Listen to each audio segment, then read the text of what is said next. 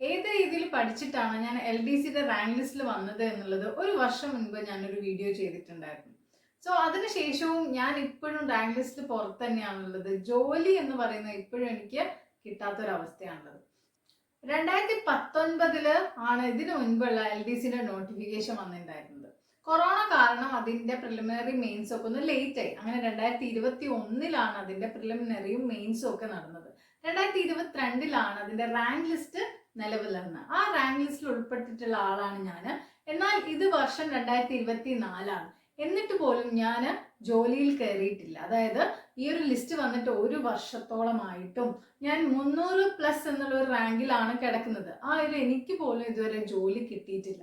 So ഞാൻ rank ലിസ്റ്റിൽ വന്നിട്ടും എനിക്ക് ജോലി കിട്ടാത്തതിന് കുറേ കാരണങ്ങളുണ്ട്. നിങ്ങൾക്കറിയാം, ഇപ്പൊ TV ചാനൽസിലൊക്കെ ഇതുമായി ബന്ധപ്പെട്ട് കുറേ ചർച്ചകളൊക്കെ നടക്കുന്നുണ്ട്. ഇവിടെ നിയമന നിരോധനം ഉണ്ടോ എന്നുള്ള രീതിയിൽ കേരള PSCയുടെ ഭാഗത്തു നിന്നും അതുപോലെ കേരള ഗവൺമെന്റിന്റെ ഭാഗത്തു നിന്നും ഉദ്യോഗാർത്ഥികൾക്ക് അനുകൂലമായിട്ടല്ല പല നടപടികളും ഉണ്ടാവുന്നത് എന്നുള്ളത്. വളരെ പതുക്കെയാണ് എന്ത് ചെയ്യുന്നത്, ഈ ഒരു രീതിയിൽ നിയമനം കൊടുക്കുന്നതും. കാരണം ശമ്പളം, അതുപോലെ പെൻഷൻ, ഇതൊക്കെയാണ് ഗവൺമെന്റിന്റെ വലിയൊരു ചെലവ് വരുന്നത്. അതൊരു ഭാഗത്തിരിക്കട്ടെ. ഇനി മറ്റൊരു ഘട്ടത്തിൽ വരികയാണെങ്കിൽ നമുക്കറിയാം, ചില തസ്തികകൾ ഇവരെന്ത് ചെയ്യുന്നുണ്ട്, താൽക്കാലികക്കാരെ കുത്തി നിറയ്ക്കുകയും അങ്ങനെ ചെലവ് ചുരുക്കാൻ വേണ്ടി ഗവൺമെന്റിന്റെ ഭാഗത്തു നിന്ന് ചില നടപടികൾ ഉണ്ടാവുന്നുണ്ട്. ഇനി നമ്മൾ ഉദ്യോഗാർത്ഥികളുടെ ഭാഗത്തു നിന്ന് ചിന്തിക്കുമ്പോൾ നമുക്ക് എന്ത് ചെയ്യാൻ പറ്റും? കാരണം നമുക്ക് നമ്മുടെ ചുറ്റുപാടുകളെ എന്ത് ചെയ്യാൻ പറ്റില്ല, മാറ്റാൻ പറ്റില്ല. ഇത്തരം കാര്യങ്ങളെ നമുക്ക് മാറ്റാൻ പറ്റില്ല. ഒരു LDC ഉദ്യോഗാർത്ഥി എന്ന നിലയിൽ ഈ വർഷം 2024 LDC എഴുതാൻ പോകുന്ന ആളെന്ന നിലയിൽ നിങ്ങൾക്ക് എന്ത് ചെയ്യാൻ പറ്റും? നിങ്ങൾക്ക് ചെയ്യാൻ പറ്റും നിങ്ങളെ ചേഞ്ച് ചെയ്യുക എന്നുള്ളതാണ്. ഈ കാര്യങ്ങളൊന്നും നമുക്ക് മാറ്റാൻ പറ്റില്ല. കേരള ഗവൺമെന്റിന്റെ അവസ്ഥയോ അല്ലെങ്കിൽ ഇവർ ചെയ്യുന്ന രീതിയിൽ ഈ ഒരു കാര്യങ്ങളൊന്നും നമുക്ക് മാറ്റാൻ പറ്റില്ല. നിയമന നിരോധനം ഉണ്ടെങ്കിലും അതൊന്നും നമുക്ക് ചേഞ്ച് ചെയ്യാൻ പറ്റുന്നില്ല. പക്ഷെ നമുക്ക് ചെയ്യാൻ പറ്റും, നമ്മളെ ചേഞ്ച് ചെയ്യാൻ പറ്റും. എങ്ങനെ ചേഞ്ച് ചെയ്യാൻ പറ്റും? നമ്മൾ 100ന്റെ ഉള്ളിൽ ഒരു റാങ്കിൽ വരാൻ ശ്രമിക്കുക. നിങ്ങൾ പ്രിപ്പയർ ചെയ്യുന്ന LDC ഈ വർഷം 2024 LDC പരീക്ഷയ്ക്ക് 100ന്റെ ഉള്ളിലുള്ള ഒരു റാങ്കിൽ നിങ്ങൾ വന്നാൽ നിങ്ങൾ സേഫാണ്. കാരണം 2025 ഓഗസ്റ്റ് വരെയാണ് ഇപ്പോഴത്തെ LD ക്ലർക്കിന്റെ റാങ്ക് ലിസ്റ്റ് നിലനിൽക്കുന്നത്. അപ്പൊ 2025 തന്നെ ജോലി നിങ്ങൾക്ക് കൈ കിട്ടണം. അല്ലാതെ 2026 27 പോകുമ്പോൾ പിന്നെയും നിങ്ങളുടെ സമയം അവിടെ നഷ്ടപ്പെടുക. സോ അത് നിങ്ങൾ മറക്കരുത്. എനിക്ക് പറ്റിയൊരു അബദ്ധം അതായിരുന്നു. ഇപ്പോഴും ഞാൻ റാങ്ക് ലിസ്റ്റിൽ ഉൾപ്പെട്ടിട്ടും ജോലി കിട്ടാതെ പുറമെ കിടക്കുന്നതിന്റെ കാരണം എന്താണ്?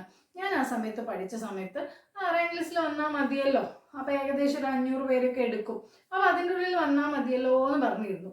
സോ റാങ്ക് ലിസ്റ്റിൽ വന്നു, പക്ഷെ എന്തില്ല, ജോലിയില്ല. അപ്പോൾ PSCയുടെ യാഥാർത്ഥ്യം മനസ്സിലാക്കിയിട്ട് വേണം നിങ്ങൾ എന്ത് ചെയ്യാൻ, പ്രിപ്പയർ ചെയ്യാൻ വേണ്ടി. ഇതാണ് പലർക്കും പറ്റുന്ന ഒരു അബദ്ധം. എല്ലാവരും പഠിക്കുന്നുണ്ട്, ഞാനും പഠിക്കുന്നുണ്ട്, റാങ്ക് ലിസ്റ്റിൽ വരും, പക്ഷെ ജോലിയിലേക്ക് എത്താം, റാങ്ക് ലിസ്റ്റ് മുതൽ ജോലി വരെയുള്ള ഒരു കാലഘട്ടം എന്ന് പറയുന്നത് വളരെ ബുദ്ധിമുട്ടേറിയ കാലഘട്ടം. കാരണം ഈ റാങ്ക് ലിസ്റ്റിൽ വന്നിട്ട് ജോലി കിട്ടാത്തവനാണ് ലോകത്തെ ഏറ്റവും ബുദ്ധിമുട്ടുള്ള ആളെന്ന് ഞാൻ പറയും.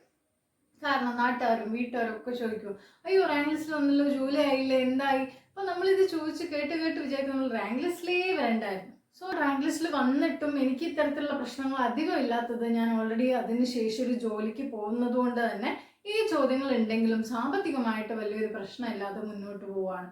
സോ അതുകൊണ്ട് തന്നെ നിങ്ങൾ പ്രിപ്പയർ ചെയ്യുമ്പോൾ 2024 LDC ആണ് നിങ്ങൾ പ്രിപ്പയർ ചെയ്യുന്നത്. അതുകൊണ്ട് ഇത് മനസ്സിൽ വെച്ചോ. നിങ്ങൾ ഏത് വർഷം ജോലിയിൽ കയറുന്നുള്ളത് ഇപ്പം നിങ്ങൾക്കൊരു ധാരണ വേണം. 2025 കയറണോ, 26 കയറണോ, 27 കയറണോ, അതോ പിന്നെയും അത് 28 കയറിയാൽ മതിയോ എന്നുള്ളത് നിങ്ങൾ ഓർത്ത് വെച്ചോളൂ. ഇത് മനസ്സിൽ വെക്കണം. ഇത് മനസ്സിൽ വെച്ചിട്ട് വേണം നിങ്ങൾ പഠിക്കാനിരിക്കാൻ. അപ്പൊ ഈ യാഥാർത്ഥ്യങ്ങൾ മനസ്സിലാക്കിയിട്ട് മാത്രം പ്രിപ്പറേഷൻ ആരംഭിക്കുക. സോ എൻ്റെ ഈ ഒരു വീഡിയോ നിങ്ങൾക്ക് ഹെൽപ്ഫുൾ ആവുമെന്ന് വിശ്വസിക്കുകയാണ്.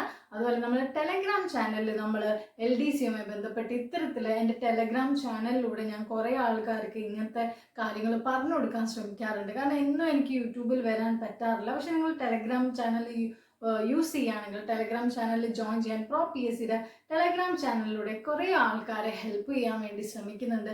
നിങ്ങൾക്കും അതിൽ ജോയിൻ ചെയ്യാം. അതുപോലെ PSCയുടെ യാഥാർത്ഥ്യം അനുസരിച്ച് ഓരോ പരീക്ഷയും ഡിമാൻഡ് ചെയ്യുന്ന എന്താണോ അതറിഞ്ഞ് നമുക്ക് എന്ത് ചെയ്യാം, അതിനനുസരിച്ച് പഠിക്കാം.